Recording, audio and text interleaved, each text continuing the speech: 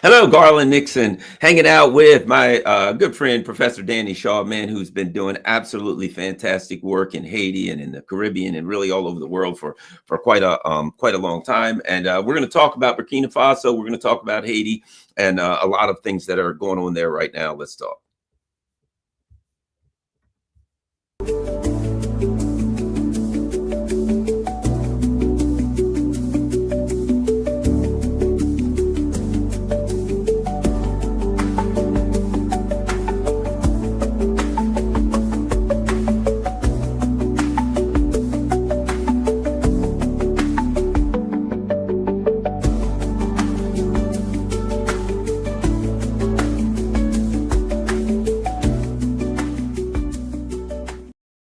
Hello, Garland Nixon here, hanging out with Professor Danny Shaw, a man who does really, really good work. And as evidenced by the fact that he has been oppressed, he's faced all kinds of terrible oppression as a result of his work in on the Gaza situation and Haiti, etc. And we certainly appreciate the sacrifices that you made and the hard work that you've done, Danny. And welcome to my humble YouTube channel.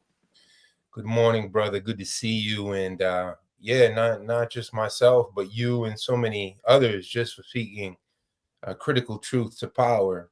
We've been penalized. We've been punished. They've tried to isolate us, but we continue to collectively try to be that pole of reason, of principled truth, no matter how many threats and firing us and doxing us and taking down our accounts. Here we are. Yeah, how about that? I do still have my show on Pacifica and DC, and I've literally had somebody call in, upset about the things that I was saying they don't think I should have a show. I don't think you should be able to say these things. And what I said the difference between me and you is this: I disagree with you, but I think you should be able to say the things that I don't agree with, and then I should be able to push back on them. So that's where we are now, but. Let's get to the important stuff. Something I didn't think about, and I want you to comment on it. And I think it's important. It's just like, how could I miss this? And that is the connection between Burkina Faso and Haiti, in that they're both former French colonies. It didn't, and I think there's something to think about there. There's something to consider there. The same. It was, people don't understand. Haiti was considered the jewel of France.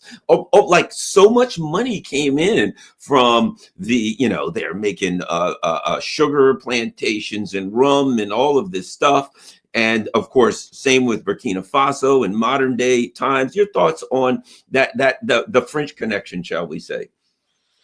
Yeah, for sure. I'm in all these different social movement WhatsApp chats with the Haitians back in Haiti, and of course in the diaspora. And all the time they're supporting the Burkina Faso process with Captain Ibrahim Traore and all of that leadership, anti-imperialist leadership over there. Of course, the Haitians' first language is Haitian Creole, but many of them also speak French. So there's always memes and updates coming from Burkina Faso. A victory in Burkina Faso is an incredible victory, not just for the Sahel region, not just for Africa, but for all people fighting against colonialism. It's been interesting to see all of the Western propaganda against Burkina Faso. I think with our training as anti-imperialists, we can always look at the bourgeoisie, at the imperialists. What are they saying about the Sahel? What are they saying about Cuba? What are they saying about whatever region of the world? And then we can hold up their lies, half-truths, and propaganda and look at it critically and glean a lot of lessons. I listened to this BBC special, big quotation marks, on disinformation. Imagine BBC and CNN trying to give us lectures on disinformation as they continue to applaud and be silent before everything happening in Palestine and in this whole war on Russia that continues to rage on, despite all of Trump's promises, which of course were always false promises.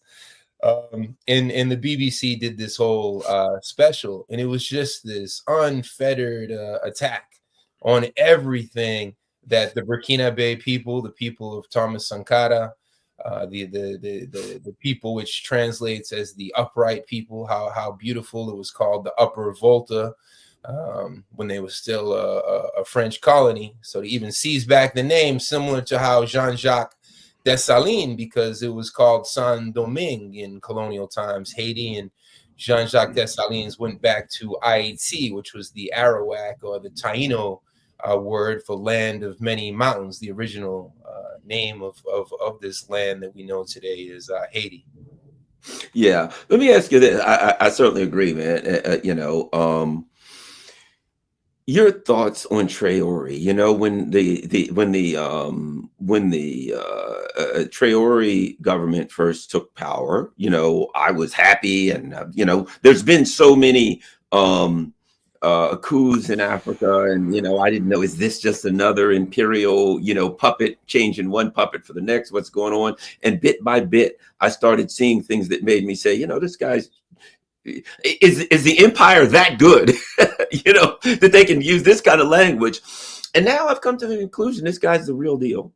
And what's interesting is, rather than just simply being the leader of Burkina Faso, he seems to be something symbolic, something much more powerful for all of Africa. What do you think about Traore and why he's bigger than just a person? Yeah, I mean, all the symbolism. He's dressed like Thomas Sankara. He has that anti-imperialist heat on his holster, always sending that message of militancy, that we are not going to be your neo-colonial lackeys. There's so much misleadership that we've seen across Africa. How many presidents have given their blessing to AFRICOM, is U.S. Imperial Project, which is an economic project, but backed by AFRICOM, by a military project. The Chinese have a Silk Road initiative through Africa, through the Americas, through the so-called Third World. And what does the United States have? They have a military road, more militarism.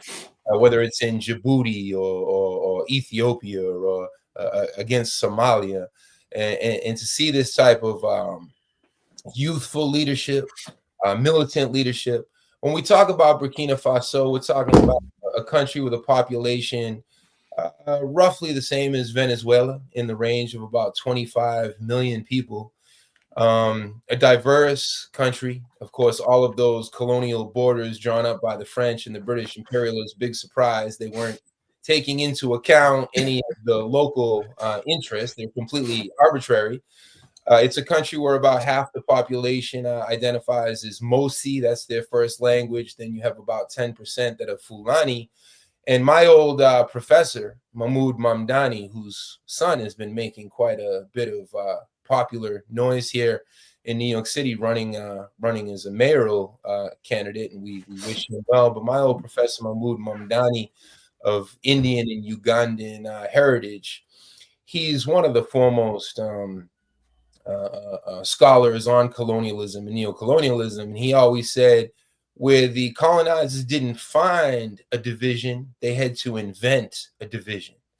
So as we begin to talk first about the gains that Traore has overseen since the 2022, what many are calling a revolution, certainly a revolution that's still in motion, I think we also have to shift our attention towards these shady Al-Qaeda outfits that have displaced hundreds of thousands of people in Burkina Faso. So it's a revolution in motion, but it's a revolution that is under attack. And the U.S. and French and Western intelligence agencies are incredibly sophisticated, Garland, because I was having a conversation with some colleagues, random, not by no means friends, but random associates or colleagues. And when I said that Al-Qaeda and ISIS have long, since the beginning, been on a short leash of the Western intelligence agencies and the CIA, man, they looked at me like I was the most despicable conspiracy theorist. And it's amazing how the mainstream, even for left liberals who consider themselves to be outside, I always tell my students, you're going to walk in January like this, and my hope is that we can all leave with the blinders, removed. But when you even try to have these conversations about these proxy wars on Russia, a proxy war that turned into a counter revolution in Syria, and our good buddy Dan Kovalik and Jeremy over at Covert Action, they have a brand new book that's out there for pre-order right now. If anyone wants to know the truth about Syria, because whether it's Burkina Faso, Haiti, or Syria, or Cuba, you're not going to get the truth from BBC and NPR and even Democracy Now. There was a time where people went to Democracy Now, and how shameful. They'll root on a little bit of what's happening in Burkina Faso, but then when it comes to some of these other topics, they mimic the very points that the imperialists are making. Oh yeah, I'm so done with Democracy Now. It just seems like controlled opposition. They're allowed to say certain things enough to give themselves, they give themselves some clearance, they give themselves some cover so that they can sound like they're pushing against the empire. And then they slip. To me, the worst thing is somebody that pretends to be on the outside, and then they keep slipping in these lies because they can influence people. Let me ask you about this. And this is something I thought about. The discussion between, not discussion, but the differences between, a Malcolm X and a King, right? Where King was, we shall overcome, and we got to be saintly, and we got to hug our enemies. And Malcolm X said, I only tend to be nonviolent with those who are nonviolent with me. How can you be violent against me and ask me to be nonviolent, right? And when I saw Ibrahim Traore in May, it was very proud. I was very proud day to see him at the May 9th celebration in Moscow. But here's what was interesting: there were a lot of leaders there, and they had on, their suits and ties. And when I looked at his outfit, and I saw that he was dressed different, and man, big, strong guy. You know what I mean? He's a proud looking guy. Always got a proud, tough look on his face. He's ready for business. Two words came to mind: armed struggle. To me, symbolically, I think when people saw, because some people might say, well, everybody else had a suit and tie. He's a leader. Why didn't he have a suit and tie? The symbolism I saw from him wearing his military uniform, his military leadership outfit, was this. Sometimes when a country is in peace times, the leader will wear a suit and tie. They go to war, you'll see the leader wear his uniform that says, I am the leader of my armed forces, right? And what I saw from him is we are currently in an armed struggle against the empires. The U.S. empire, the French empire, the neo-colonial, all of them are in panic. And they're looking at us saying, my God, if we lose the whole Sahel, we're in deep and serious trouble. And I saw him saying, look, a lot of you guys are maybe more, your country is maybe more settled right now. Right now, we ain't got a complete foothold and they're fighting us. And I saw the symbolism of him being there as representing, we're still fighting for our freedom and fighting to hold what little, we'll take a couple inches and we'll hold that. We'll take a couple meters, we'll hold that. We're still in an armed struggle. That's the symbolism I saw of him. And I was proud of it. What are your thoughts on the fact on that? And that's why the imperialists are shook. That's why they're so afraid. They want to dominate social media. They want to impose the false prophets in the entertainment industry and the NBA. And, I'm a huge NBA fan, but they get us hooked on all this stuff that has us nothing to do with reality. When I see Ibrahim Traore, it brings us back to the fact that I'm trying to share an image here. This is the son, the ideological son of Thomas Sankara. Why can't I bring up the image? Give me one sec. I hate when it does this. No problem. It's telling me, I don't know. I'll keep struggling to share images because I want people to see it with their own eyes, but it's not letting me right now. Is there a link? I think there's private chat. Is there a private chat? If I knew where the private chat was, you could send me the link and I could present. I don't know where the darn show scenes panel. It says I have to add it to what we're on StreamYard, right? StreamYard. If you hit present, click present, right? No, I've done this a million times. Okay. It's Oh, telling me I don't have a authorization now. It's weird, but if you look to the far right, do you see something that says private chat uh-huh. at the bottom? Click on that and just send me a link to it then. Yeah, no, for sure. I can Okay. do it that way. Too bad. I got all these different because for me, you know, it's never the same that I can talk. We can talk about this stuff all day, but to actually, you know, show the images. So they built a statue. This was what I was going to show. There it goes. You can see. There we go. They built a statue, and of course, Ibrahim Traore's style comes directly from Thomas Wow. Sankara, assassinated in 1987. Thomas Sankara came, you know, similar to Patrice Lumumba, and I'm trying to come back. Are we back? Because I don't. Here we go. Sorry about that.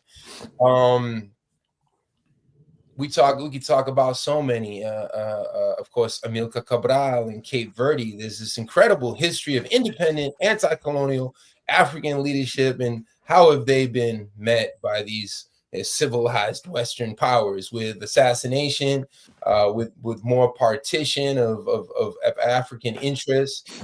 So to see Traore there on a most symbolic day, May 9th, Victory Day. And with all the propaganda, the anti-Russia propaganda, I think the pro-fascist propaganda, you did an entire show the other day with Sarah about this and DD geopolitics. You know, we never hear about the 27 million Soviets who sacrificed their lives to defeat the Nazis. 8 out of 10 Nazis who were killed by the Soviet peoples, by the Soviet Union, by the Red Army, by the partisans. So all of this history is so mistaught. We're taught about the Holocaust, but not about the multiple Holocausts and the ongoing Holocaust that occurred today. And that's why Norman Finkelstein talks about the Holocaust industry. May 9th, also the birthday in 1800 of Captain John Brown, another people's captain.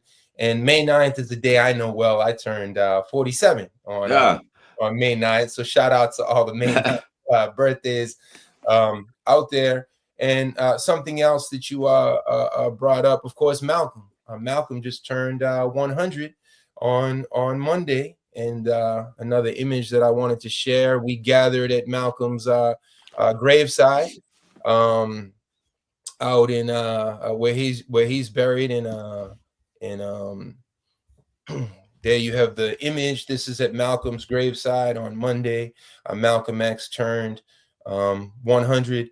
You had many of Malcolm's relatives, some from Grenada, because his mom had roots in the Caribbean as well. So it was really a Pan-African, Pan-Caribbean event, an event of incredible unity. All of the true OGs were out there, including the brother who defended Malcolm that day and shot one of the assassins. Because since you brought up Malcolm X and of course people's sovereignty and everything that Malcolm was doing before he was so untimely cut down, we know how he was cut down. He was pivoting towards the continent. He was pivoting towards internationalism and Pan-Africanism. So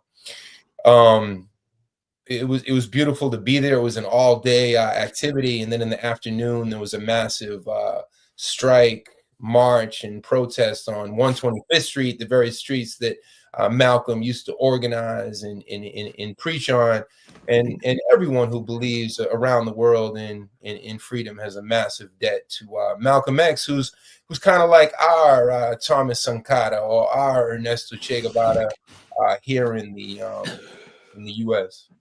You know, what's interesting also is this, how history repeats itself in order to fight the empire. You know, we were told here in the US, you know, we were given the evil empire, Soviet Union's evil, Soviet Union's bad. You know, meanwhile, the people in Latin America who were fighting against the U.S. empire, such as in Nicaragua. They were armed by the Soviet Union, or they'd have been destroyed.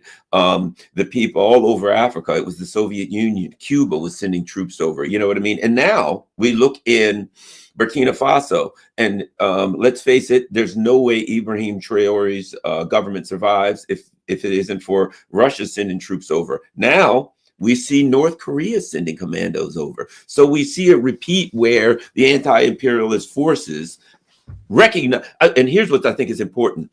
I think Russia recognizes the important, and North Korea, which seem to have really come together, recognize the importance not just of the revolution in Burkina Faso, but of the power, symbolism, and leadership of Ibrahim Traore, and how critical that is to fighting the empire and the colonial powers worldwide. Your thoughts? Yeah, well, if the British and the Zionists and the French and the US can share their intelligence, and they can all stand together to protect their massive military base in the Middle East that some call Israel, right? Why can't the Africans and the South Americans and the Caribbeans and the Asians, and it's that tricontinental, vision that Ernesto Che Guevara talks about. It's why Vijay Prashad named the Tricontinental Institute of Social Research just that. If the imperialists have unity, how can the oppressed not have unity? So why, and we've heard so much about multipolarity and all of this unity among the oppressed countries, but as long as there's a genocide going on, how can we really talk about multipolarity having any real teeth, right? But to see the DPRK sending its troops to the border to defend Russia, and to see the Russians collaborating with the Chinese on different economic projects, and to see the Chinese standing with the DPRK, and to see those soldiers then standing against all of the mercenaries who are knocking on the door of Burkina Faso to try to put Al Qaeda into Ouagadougou, into the capital of Burkina Faso. I think what we're seeing is some of the teeth of multipolarity. We're going to need more of this. I'm not trying to over glorify in any type of way militarism, but as Dr. Walter Rodney said, the revolution will be as peaceful as possible and as violent as necessary. And so I think that's the symbolism, and that's the spirit of an upright anti-colonial people from Pyongyang to Burkina Faso and across the world. It's what the Cubans did in the 1970s. The Cubans sent 500,000 of their sons and daughters of the Cuban Revolution to the Congo, to Ethiopia, to Guinea, to Cape Verde, and of course to Angola. They were decisive in Angola's liberation. Yeah, well, and here's the thing, in defense of true freedom, democracy, I don't consider that's not even violence to me. You know what I mean? If somebody attacks me and I defend myself, that's not even violence. That is justice. Self-defense. You know what I mean? Yeah, it's justice. You know what I mean? It is justice. So I think what we're looking at is, see, Gaza to me is just a telling point. The empire, the machine took its mask off now, and you're looking at it, and they're like, you know what? We don't care anymore. Things are desperate. Our economy is falling apart. The other people around the world, other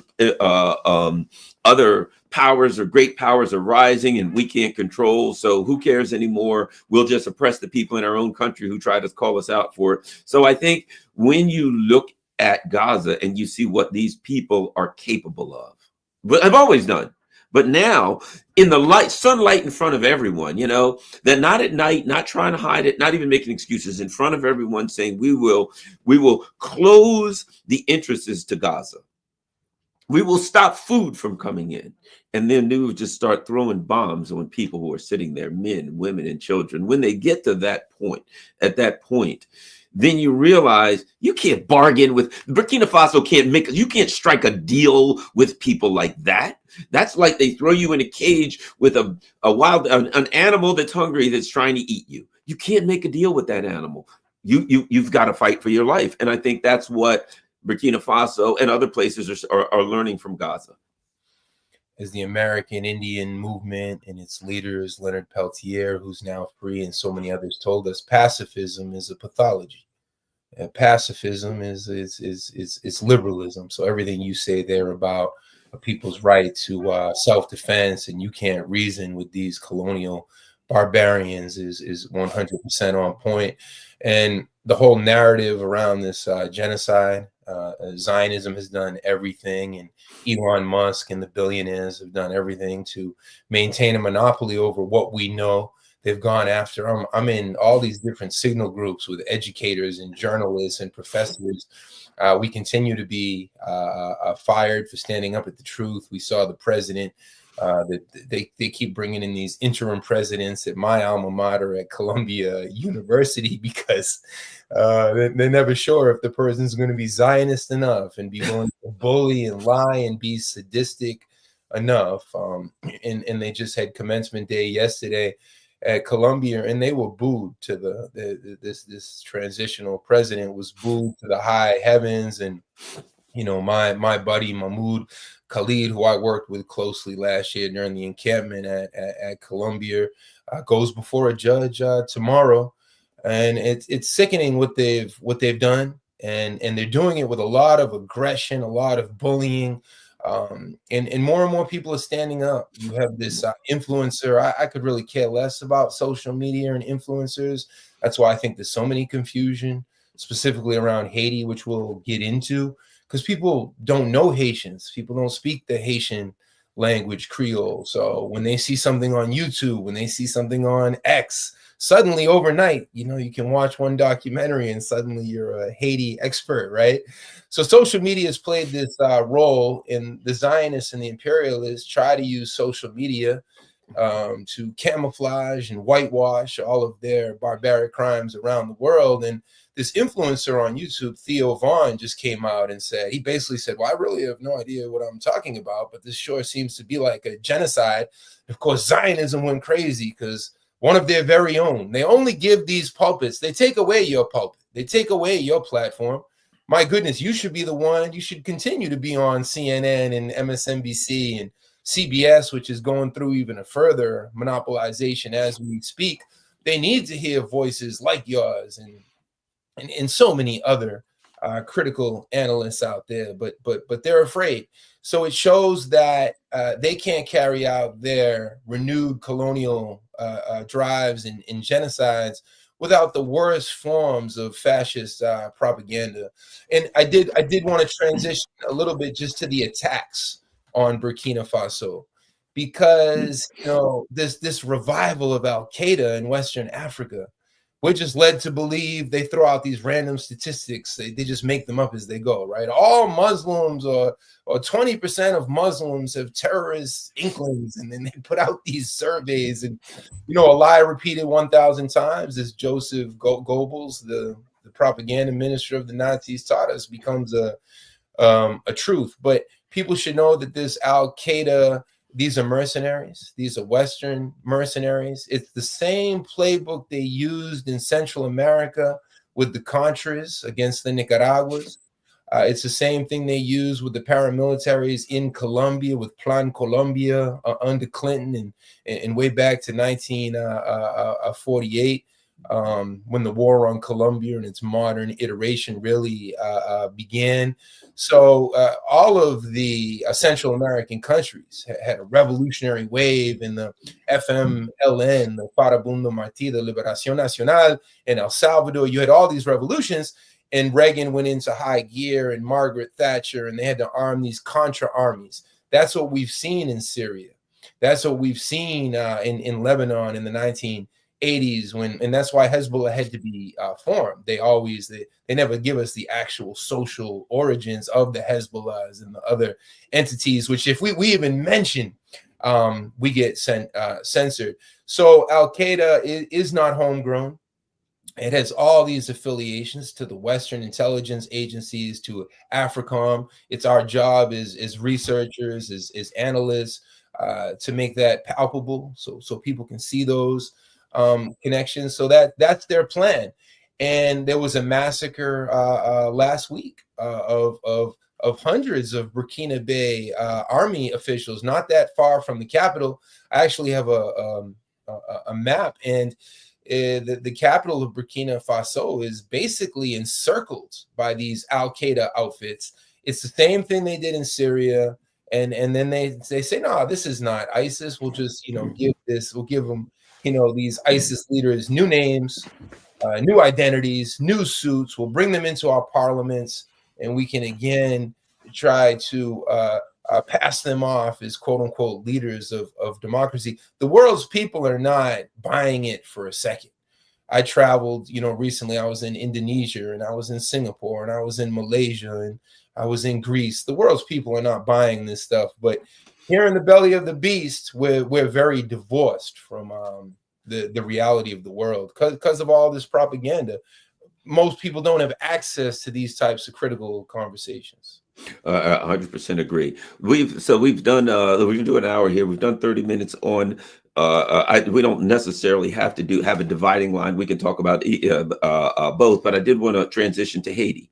And what's interesting about Haiti is how close it is to the U.S., but how little the mainstream media covers Haiti. The only thing we get occasionally is the gangs. There's violence and there's gangs, and the gangs are bad. And the implication is that the U.S. is the good guys, and we need to go in there and bring some level of civilization to these Haitian savages who are just killing. The old tropes that we have.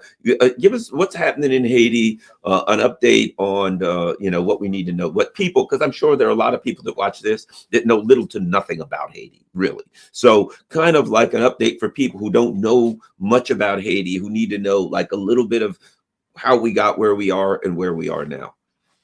Yeah, when I first went to Haiti in 1998 and worked with the popular movements, the anti-imperialist movements, and immersed myself in the Haitian people's historic language, Creole, and I'll just salute, all the Haitians who can hopefully see this.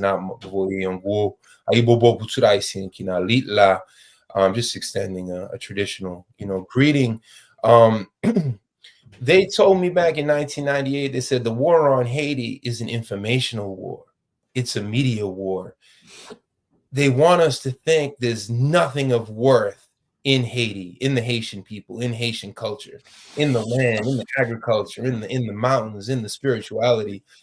So I think the main obstacle, the main challenge is that, it's a language that we don't have access to. So much of my work since 1998, but more specifically since 2021, has been trying to give a platform to Haitian voices in their language, and then how do we translate that to an American audience, to a leftist audience? The gangs in Haiti are not gangs. These are paramilitary outfits. I've been documenting along with others since 2021. I'll keep mentioning there's key dates for Haiti watchers. February 7th, 2021 was a massive national rebellion against neoliberalism, against the theft of billions and billions of dollars of the Petro-Caribbean fund that came from Venezuela, against the dictatorship of Jovenel Moise. And I was in all those different communities, all those different ghettos of the Haitian capital, Cité Soleil and Solino, and these names wouldn't mean much to 99% of people listening, but imagine if the entire Bronx was wiped off the map of New York City. That's what I've seen happen the past 4.5 years. Entire neighborhoods erased, entire neighborhoods occupied by these paramilitary gangs, entire neighborhoods looted, burned, massive campaigns of sexual violence against Haitian women and children. when we say that Haiti is the Palestine of the Caribbean, we're not exaggerating. So I think, for everyone listening to this, we really have to ask ourselves, as the collective united left, and I know we're not united by any stretch of the word, but I can dream, right, Garland? As a united left, what historical debt do we have to Haiti? And to listen to Haitian voices and to understand what's truly happening right now in Haiti. Of course, I'm going to have to cite, I don't trust the United Nations. I don't trust these different human rights agencies, but they're the ones with the means to document how many neighborhoods have been overrun, have been sacked. They're the ones who can give actual numbers. And the number you'll see floating around is more than 1 million Haitians, talking about a country of roughly 12 million people, a capital of 3 million roughly in Port-au-Prince. 1/3 of an entire capital city, the people have been displaced. I mean, this is, I talked about the framing of Al-Qaeda in Western Africa. They're berserkers. They're a berserko army. They have but one intention before Burkina Faso, before the Sahel region, before Niger, and all of these revolutions that are in motion: to destroy, to destroy, to destroy. And what I've seen in Haiti with these paramilitaries, the spearhead is Jimmy Cherizier, Barbecue. Of course, there's Izo, and again, these names wouldn't mean much to an American audience unless you're following closely. The name of the paramilitary groups is Vivre Ensemble. It's ironically called We Will All Live Together. They mean that the gangs aren't going to fight one another no more. So the gangs became federated officially in February of last year.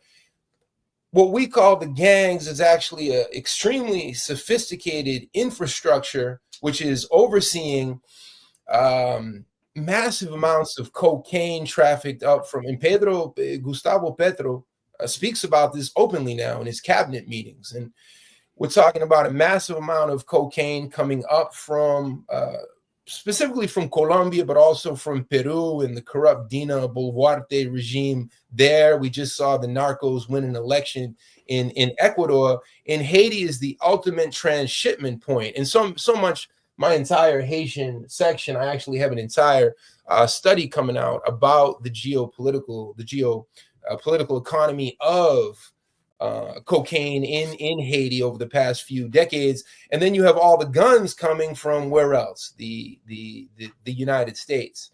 Why else would these gang members, why would they need the most sophisticated Israeli Galils and U.S. automatic weapons? Who's trapped in the middle? The Haitian people. So, Garland, what I want to do is, we have a Haitian leader who's sitting by my side. This is Ezaïe Jules. And you just ask, and I'm just going to translate. Okay. My first question is, there have been discussions in recent that I've heard about the Haitian people fighting back against gangs and coming together and attacking gang members. Some people say that's good. Some people say it's bad. Is it happening? And what are your thoughts on it? Ok, m'absali camarade là, non pas monsieur Jules Ezaïe. My name is Ezaïe Jules. Greetings to everyone who joins us today.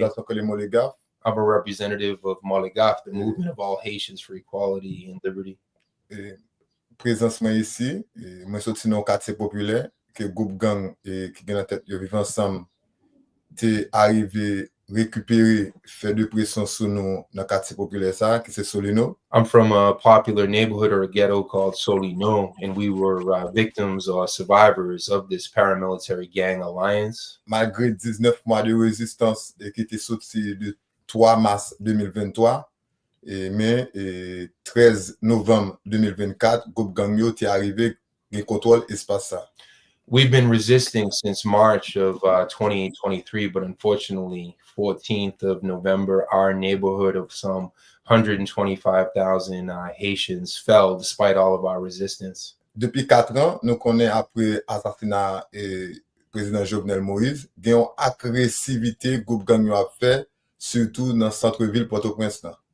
in the ghettos of Port-au-Prince specifically, ever since the assassination of the dictator slash president, in quotation marks, Jovenel Moise on July 7th, 2021, there has been extreme paramilitary aggression against our peaceful communities. Côté Haïti a fait face, il y a à ça nous un criminel économique criminel et côté gen diverses catégories qui impliquées dans activité groupe gang et qui ont fait dans capitale Port-au-Prince et surtout dans zone province qui c'est mi-balais.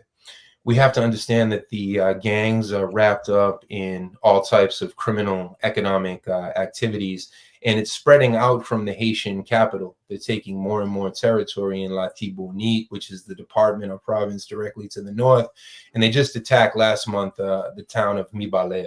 Là, nous parlons de l'économie criminelle, c'est fraction et qui gagne dans ensemble action groupe gang yo a fait, soit sur question frontière yo pour gagner contrôle cocaïne et puis tout ça, soit pour question classe économique là, pour surtout gagner contrôle capital Port-au-Prince qui besoin implémenter un autre projet et depuis après établement de 2010, soit avec activité et acteurs politiques yo pour yo contrôler groupe gang yo pour organiser l'élection côté yo même te ka faire surface et dans le pays.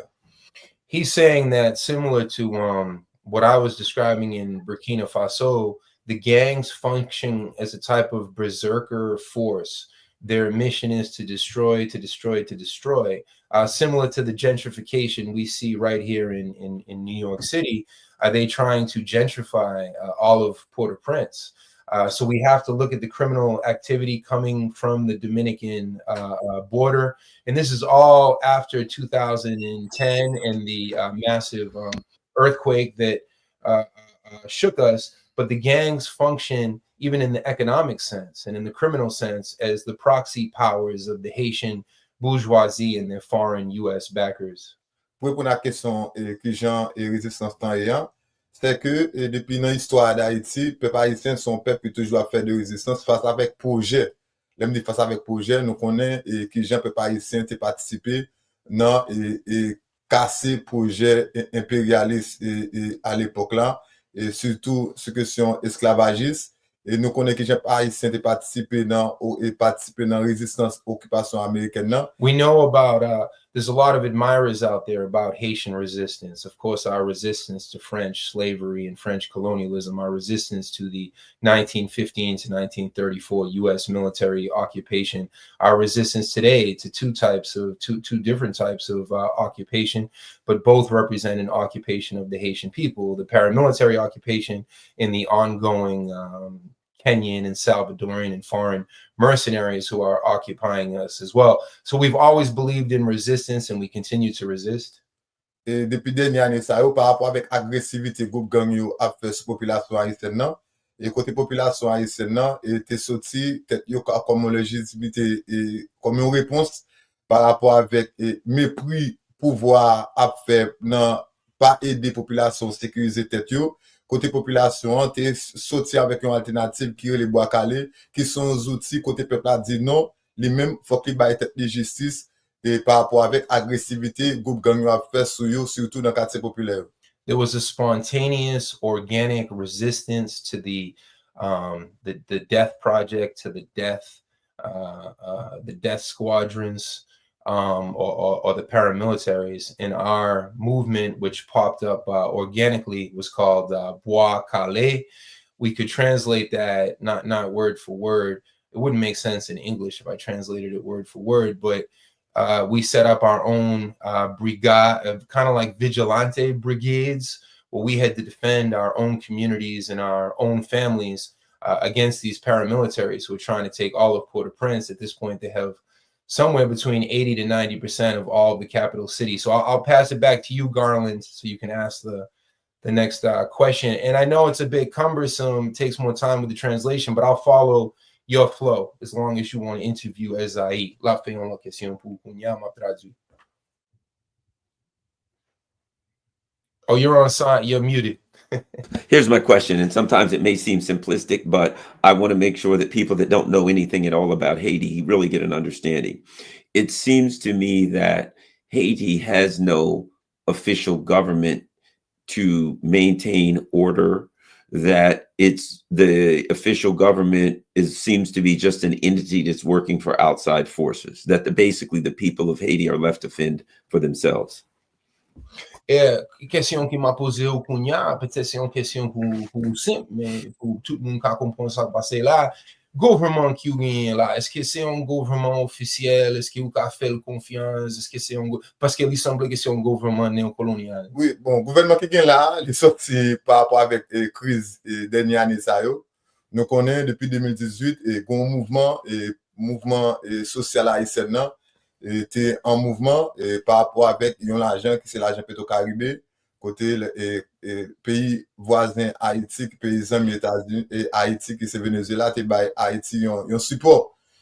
Côté te gon gagne qui t'a fait entre tous les deux pays ça nous connaît qui gens et pouvoir en place ça Joseph Michel Martelly qui te gagoté plus passer 4 milliards et de dollars depuis là il y a un gros vaste mouvement et populaire et pouvoir qu'il a son pouvoir fabriqué par la communauté internationale là auparavant je nous connais c'est communauté internationale là depuis après occupation américaine et qui toujours a imposé à Haïti un gouvernement ou bien un président.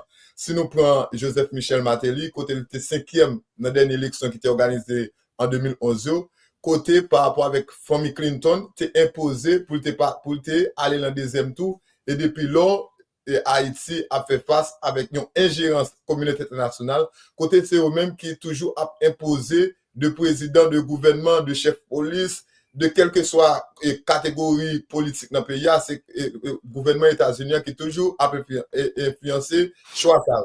Si n'a pas dernier pouvoir qu'il a, dernier gouvernement qu'il a, son gouvernement qui sorti par imposition CARICOM, et côté nous avons 9 présidents, c'est un bagage qui est vraiment ridicule. Côté nous avons 9 présidents qui représentent le secteur démocratique, nous avons secteur religieux. Bon traduit parce que c'est toi. Yeah, that's exactly correct what you said, Garland. This is not a serious government. How could we take serious a government now with his 9 presidents? This is absolutely ridiculous. These officials represent the quote-unquote international committee. This is the next form of neo-colonial U.S. and French intervention. We have to go back to 2011, Hillary Clinton flying down to be knight and say that Martelly, really this incredible shame for the Haitian nation, that Michel Martelly was the president. That's just because that's what the U.S. wants. The U.S. has always imposed their will on us, and it's no different now. They're imposing their will through this occupation or through both occupations. This is what the core group has wanted. They have fabricated this neo-colonial government, just as they have back in 1915 with the occupation. And you have to look at their thefts, how they stole at least $4 billion in the Petro-Caribbean funds. And in 2018, we responded, and millions of Haitians took the streets. So their whole gang project is to make sure that the popular movements can't continue to protest and have a certain hegemony, ideological hegemony, organizational hegemony in this city of ours in Port-au-Prince. Ask him this. What does he think about Ibrahim Traoré, what's going on in Burkina Faso, and how the Haitian movement for freedom views, what he's doing and what's happening with him through the context, through the view of Haiti's struggle?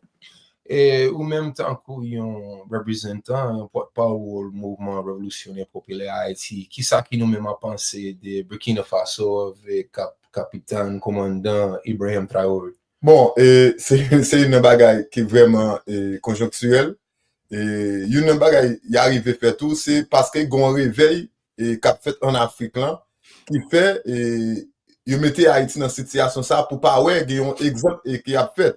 Et ça veut dire ça qui passe en haïtien c'est pour un bagage et mes affaires c'est automatiquement et ils mettent un ancrage pour toujours en difficulté ou pas même qu'à organiser tête ou ou pas même qu'à organiser discussion, ou pas même qu'à organiser ouais famille, ça veut dire l'esprit il pas garder ça qui passe en Afrique. Ça veut dire Kembe Haïti dans processus ça, gangsterisé Haïti fait plus passer 2 millions de monde à quitter la caillou à vivre dans des camps, c'est pour pas mettre idée sur ça qui passe en Afrique comme un modèle et mouvement et qui a fait. Ça veut dire nous-mêmes comme organisation révolutionnaire, nous-mêmes, oui, nous-mêmes, nous comprenons ça qui a passé au Burkina Faso, nous connaissons ça qui a passé au Mali, nous connaissons ça qui a passé au Congo, mais en vraie population haïtienne, il y a un ancrage côté lui-même lui occupé par l'esprit occupé par attaque groupe gang a fait sous lui.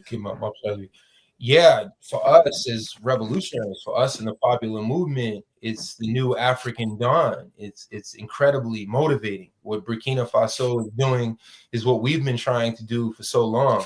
But if you talk to the everyday Haitian masses who no longer can even live in their homes and are hungry, searching for any type of shelter, they've had to take over different schools. There's no way that they have a way to connect with what's happening in Africa. They can't even take care of their belly issues, as in eating. They don't have access to cell phones. They don't have access to how can we get our message out? How can we be connected to the Sahel revolutions when we're fighting just for survival and dignity? We've really been cut off from the world. And this is the imperial project to rob us of a voice. And Jean-Bertrand Aristide, this is now me talking, but Jean-Bertrand Aristide always said, until you have that revolution in the belly, until you can somehow solve the question of hunger, because right now it's at like 60% of Haitian people are malnourished and hungry. How can you talk about a revolution of consciousness when we haven't had the revolution here? I'll pass it back to you, Garland. Oh, thank you very much. And I guess the last question, and I think in a way you answered that by, when you're dealing with and I think that's part of the imperial game. They keep you desperate so that you can't organize and you can't fight back. But is there currently organizational work going on, even in spite of all of the hardships? Is there broad organizational work going on in spite of the hardships? Oui, l'autre bas m'a pas ajouté tout, il y a une manipulation a fait de mots révolution surtout et dans le moment ça en Haïti. Par exemple, il y a des gros propagandes surtout médias internationaux a fait sous chef gang qui est les barbecue les révolutionnaires.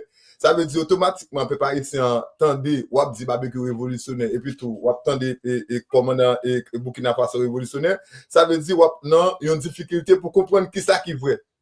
Parce que ça, barbecue a fait sur la population haïtienne, craser l'école, craser business, craser petit machin, bouler Kaimoun, il y a une campagne qui a fait sur le révolutionnaire, et ça qui a fait au Burkina Faso, il y a un mouvement révolutionnaire.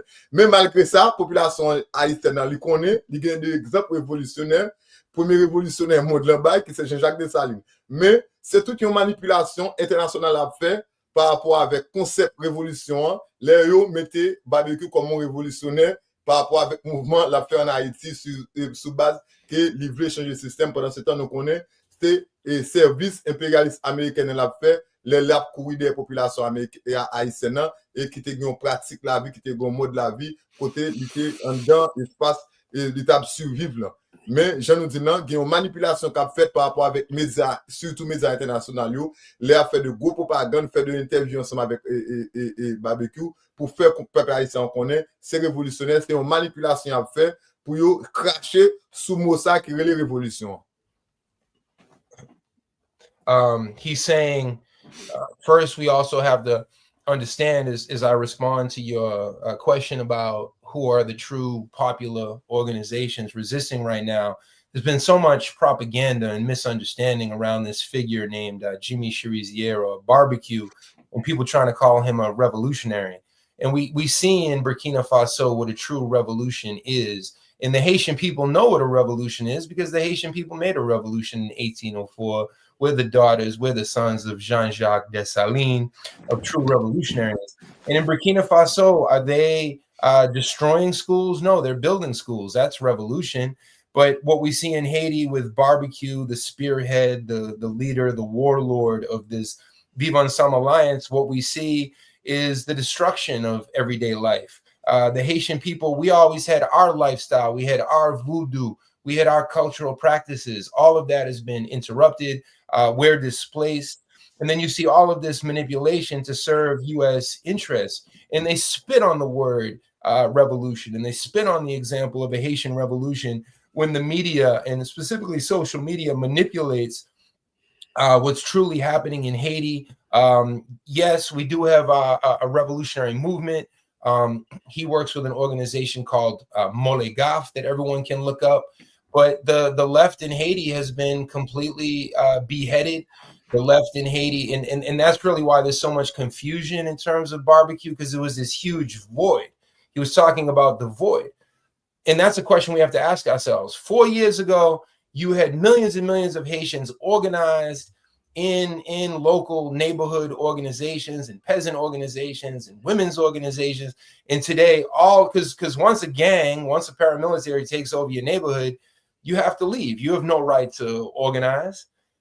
So to give you the empirical answer, I've never seen the left in Haiti this under attack, this occupied, but they continue to fight back. I would recommend people start with Molegaf if they want to Google and see the different statements that they've put out. And I'll just give him the last word so he can add on to dernier parole ou gagné de résistance qui yo ka sipote. Bon, dernier parole gagné, c'est que merci parce que nous partageons l'espace et ça ensemble avec nous.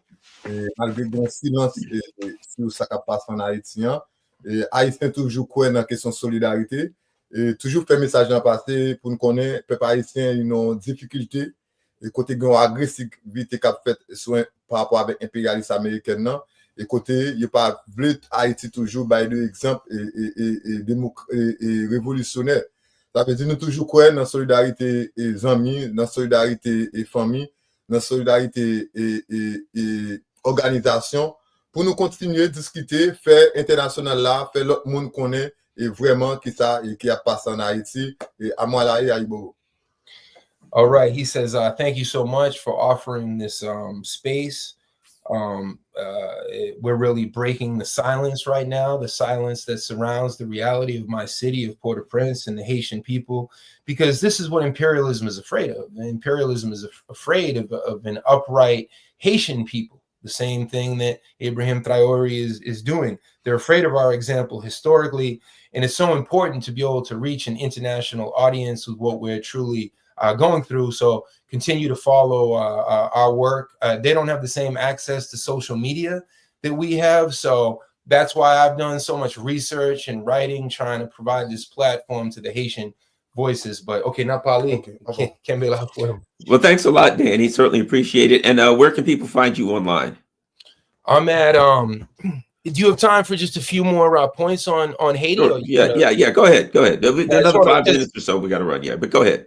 5 minutes. Yeah, I'll just show a few more links so people can understand some of the background. I think seeing the images will bring this alive for people. One, I'm an ethnographer, and one thing that we're seeing over and over in Haiti, as you can see from this footage here, these are child soldiers.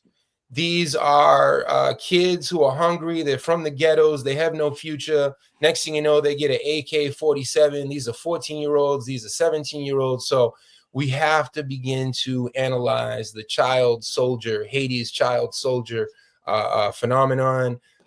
Here we see from the Caribbean news, 240,000 children who can't go to school. There's a statistic here of 1,600 schools that have been closed by the paramilitary gangs. Obviously, this is not a revolution. Here we see one of Barbecue's main associates. This is the 400 Mawuzo.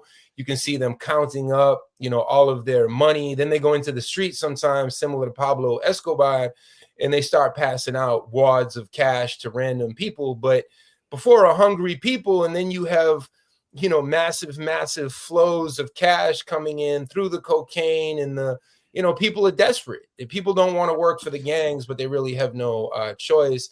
The last image I want to show, you can see this here, this map of Port-au-Prince, Garland. Let me see. Let me remove this. Okay. Oh, there we go. Yep. So here you see. Is this it? Yeah. Well, I see it. I can Oh, there we go. Oops. There we go. Okay. All right, here we have a map of Port-au-Prince, and I just want to show people right now the battle lines. I'm not sure if you can see my mouse. Yeah, I can see it. If you come over here to Paco and Tijo, these are areas right now, Canapé Vert, and here's the embassy of France. And it's interesting that the gangs, the paramilitaries, claiming to be revolutionaries, but they only ever attack and burn malheureux, that means the miserable people, the poor people, the people who brought us Jean-Bertrand Aristide, the people who brought us the 1804 revolution. They never attack the French embassy. You have all these, the rich live up here in Pétionville. Not one oligarch, not one aristocrat has ever been attacked by these gangs, but this is where they've burned down all of the neighborhoods. And these are the front lines right now where these vigilante brigades, where the people's resistance are fighting gangs every day as we speak. So this is an ongoing struggle. They're trying to resist the massive U.S. weapons. I mean, would the United States really allow a bunch of gangsters in the ghetto of Port-au-Prince, and the most forgotten ghettos in the Western Hemisphere? We talked about a year ago, Garland, where the sociological portrait that you saw, I forget if you were in the Virgin Islands or where you were. Yeah. Whole conversation about, sociologically speaking, this is a portrait of slavery. This is really no different than the slavery of yesteryear. Do we really think the U.S. government would allow hundreds of thousands of the most sophisticated weapons in the world to go into the hands of Haitian revolutionaries? So I think to understand barbecue, we have to understand Saddam Hussein and Manuel Noriega. They can keep them on a short leash, and then they can use them as the justification, because that's what Marco Rubio and Trump, the Trump cabinet, are talking about now. A deeper occupation of Haiti. The Haitian people don't want another U.S. foreign occupation. Right now, they're hiring the Kenyan mercenaries to do it, but it looks like there could be more and more troops on the ground, and there will be foreign troops. But this is not the solution for Haiti. The Haitians are going to be trapped in the middle of two occupations, this horrific violence. Who are going to be the people to get? It's going to be the unarmed Haitian masses. So I think the main theme here, the main question is, how can we, if we can consider ourselves anti-imperialists and leftists, this is the collective call, how can we give a voice to the Haitian masses so they can articulate what they're truly going through under this paramilitary occupation? Let me ask you this. Why do you think there's such a, I don't know the word, a controversy in that you have people in America who, really care about Haiti, who think that barbecue is a revolutionary. You got other people in America who say, no, he's not a revolutionary. He's, I don't know what you want to term you'll use, limit. He's detrimental to the cause, however you want to put the cause. So what do you, and there's, and so what ends up happening is there's this battle in America, like a turf war over him, and barbecue's in the middle of it.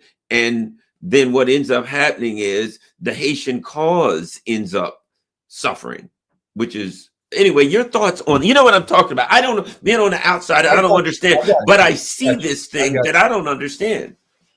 Well, I would go back to the power of social media. Social media can incredibly amplify something, whether we know about fake news, So it was so easy to go in and to show one neighborhood, which is called Delma, Amba Delma, and say, here we go. Look at this. This is a revolution. And barbecue, here are some talking points. I've followed this so closely, as a researcher, as a professor, as somebody fluent in these different languages of the region. I was so invested. In 2021, I wanted to believe so bad that the lumpen proletariat had guns and they were resisting. And when I kept hearing these things about barbecue, I went to barbecue. I went to his neighborhood on Easter 2021 to talk through these things. Now you see there's a slogan in Haiti. Every time a foreign journalist comes to interview barbecue, and barbecue becomes this Hollywood superstar, another one of our neighborhoods, another one of our villages are burned down, another one of our mothers and daughters is raped. I mean, anyone who follows Haiti, just talk to Haitian people, talk to the Haitian masses, get different viewpoints. People want, this is the other piece of it, on social media, right? Garland, people don't want nuance. People don't want to have a dialectical conversation where they can hear that barbecue is not the problem. Barbecue is just a symptom.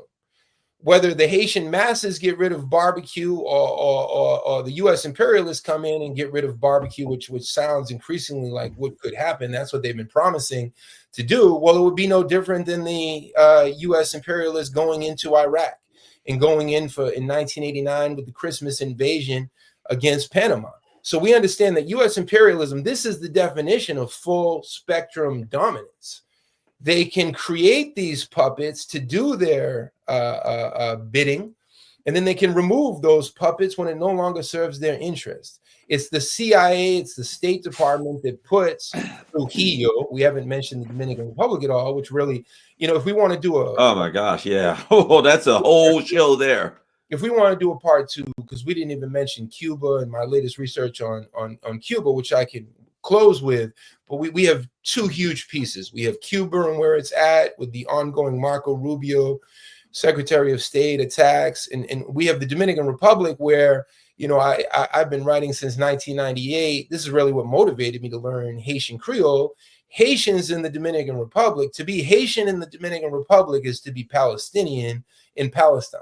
They're treated as second class, third class, fourth class citizens. They have no constitutional rights. Anyway, that's a whole nother topic. I was about to go off on that. Let me just stay focused. And I think the third, factor, and we should set up a roundtable so you can ask the Haitian leadership. I'll be very happy to just translate. But how did non-Haitians become spokespeople for what's happening in Haiti? And that's a question for all these different streamers who've had on different guests who claim to speak for the Haitian people. But where are the Haitians? Where are the Haitian voices? And I've talked to thousands and thousands of Haitians, and of course in their native language, but also in English. And overwhelmingly, Haitians don't trust barbecue. They say that barbecue is an abolocho. Abolocho means an opportunist. He blows with the wind. The other day, he was in social media saying he's the Trump of Haiti.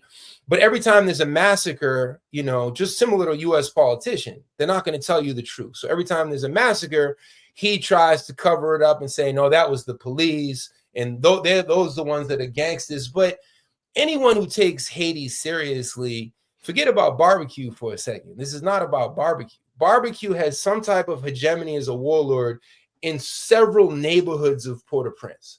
What about all the other neighborhoods? Izo, he's the main gangster in Village. And in Village, that's a main entry point for the cocaine. This is not me reporting, Garland. Izo talks openly about his paramilitary army, about his cocaine. And these are the main associates of Jimmy Cherizier. So anyone who's serious and is not just a sadist, because this is sadism, to see hundreds of thousands of people occupied and traumatized and displaced from their neighborhoods, which have been the historical backbone of Haitian resistance, to glorify that as a revolution. This is white supremacy. This is sadism. And people always say the truth will come out. The truth can only come out if there's any, at least on social media. I mean, social media is a dangerous tool. We have to remember that X is the terrain of Elon Musk in the class. Look, I should know. I'm not on it. Yeah, not on it. They got rid of the reason I asked, and I almost feel guilty asking about Jimmy Barbecue, but for this reason. Like some guys laying there struggling, and we're arguing over whether or not we're using the right bandages is why he bleeds to death. You know what I mean? And so what I see is, and I've seen this because I, used to did a lot of work in my life in nonprofit, and that is, you got nonprofits working for this, supposedly the struggle of this group over here, right?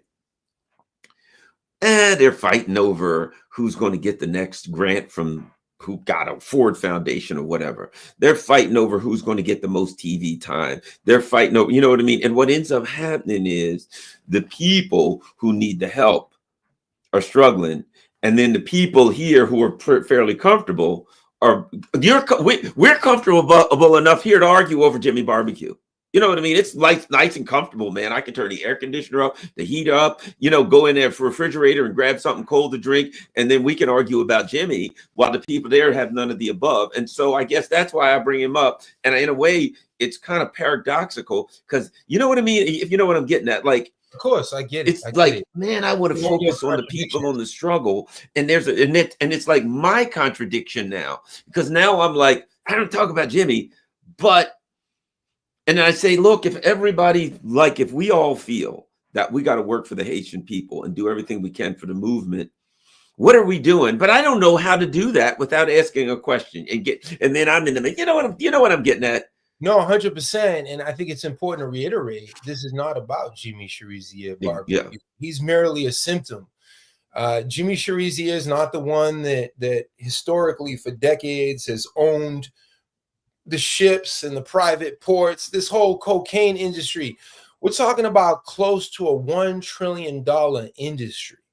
Gustavo Petro, the president, the anti-imperialist Bolivarian president of Colombia, has been speaking openly about this. Now, how does barbecue end up with the most sophisticated U.S. weapons coming through Tennessee and coming through Florida? And I've written entire scholarly articles on this for the North American Congress on Latin America, NACLA, and Truth Out. And some of these different outlets, including, let's just stick with Democracy Now!, right, where we can agree. Democracy Now! Refuses to have on Haitians who can talk about this and articulate it, and they go to other sources. Just go to the source, go to the Haitian people. It's not if an entire capital city is erased, that's a counter revolution. Revolution is mass empowerment. Revolution is mass upheaval. Revolution is mass education, a true people's Haitian education. So it was only a year ago, I was sitting there, barbecue's bullets were whizzing past our heads. We hid behind a shed on the 3rd floor of this structure, an apartment where I was sleeping in these different neighborhoods that have been burned down. I've documented it. I've written on it. I think the silence of the U.S. left is absolutely disgraceful. I don't know why they've turned their back on the Haitian people. I know there's a lot of ideological confusion, but I think it can be easily solved by asking questions. There's many different Haitian organizations. There's Black Alliance for Peace. There's Haitian Action Committee. There's Haitian Info Network.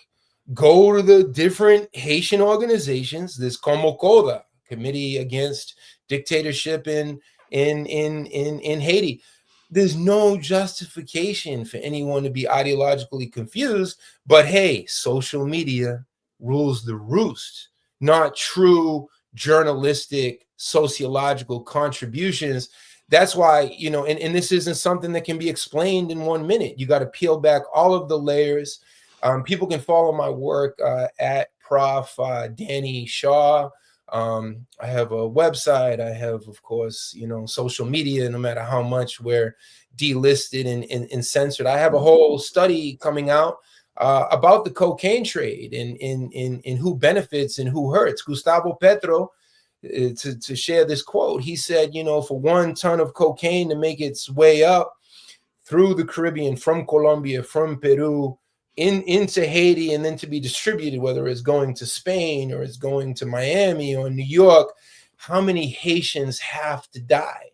How many innocent Haitians? Cocaine has no history. Cocaine is not a Haitian phenomenon. All my years in the ghettos of Haiti, because every time I went to Haiti, I didn't sleep in a hotel. So I hear what you're saying, that right now we got our little blazers on and we don't need air conditioning. It's like 55 degrees in New York City. Yeah, right. But I hear what you're saying, but I've been there on the ground. I sacrificed. I risked a ton, and I'm not going to shut up now. I haven't been listening to Haitian Creole since 1998, not to transmit on the popular voice of the Haitian people. Well, thank you very much. I want to just try to do everything I can to stand for the Haitian people, to stand for the Burkina people, to stand for the Cuban people, Venezuela, Nicaragua, all the people who are seeing, the lead foot of the Palestinian people, the lead foot of imperialism, on their throats. So thank you very much, Danny. Certainly appreciate it, and look forward to having you back again soon. And how long is your guest going to be around a while? Well, that's not exactly public information. Okay, but another thing, they can't speak openly. They're right. against so many different. Oh yeah. Imagine being in the ghettos of Haiti, and now you're in a camp. That's a shelter. The shelters aren't shelters like here and in DC. A shelter means you take over a school because kids can't even go to school, and then you have to live with 30 other families in one little classroom. And then I'm over here every day, speak out, create a video. I'll translate the video. The comrades up here will translate it. They're risking their lives. So I don't think people can understand that this is an asymmetrical war on the Haitian people. And the asymmetrical war has a media component, a social media component, a military component, paramilitary component, a cultural component, a linguistic component. But whenever you want to talk to Haitian leaders, let's do everything we can to provide that platform. Thank you very much, and everybody. Professor Danny Shaw is doing good work all over the world, pushing back against imperialism. We're out. Oh, by the way, make sure you share this on all your social media platforms. Follow me on Rockfin, follow me on Telegram. You see Patreon, PayPal, all that stuff. And my P.O. box is at the end. So people send me, I get people that send me books. I get people that, by snail mail, people that send me letters to say stuff or whatever recommendations. So if you don't do email and all that stuff, my P.O. box is right there. And you can just send me whatever you need to say, whatever you're interested or whatever you got to say to my P.O. box. Thanks a lot. We're out.